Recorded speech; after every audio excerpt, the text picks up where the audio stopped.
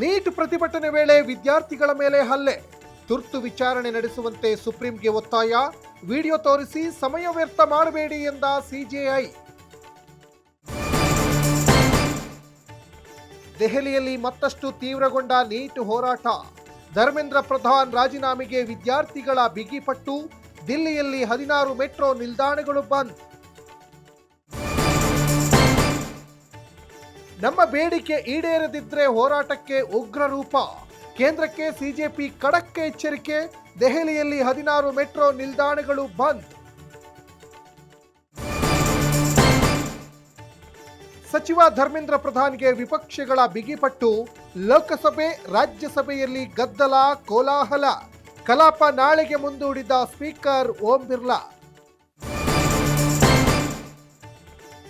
ದೆಹಲಿಯಲ್ಲಿ ನೀಟ್ ವಿದ್ಯಾರ್ಥಿಗಳ ಪ್ರತಿಭಟನೆ, ರಾಷ್ಟ್ರ ಮಟ್ಟದಲ್ಲಿ ನೀಟ್ ಪರೀಕ್ಷೆ ಬೇಡ, ರಾಜ್ಯ ಪಟ್ಟಿಗೆ ವರ್ಗಾಯಿಸಿ ತಮಿಳುನಾಡು ಸಿಎಂ ಜೋಸೆಫ್ ವಿಜಯ್ ಆಗ್ರಹ.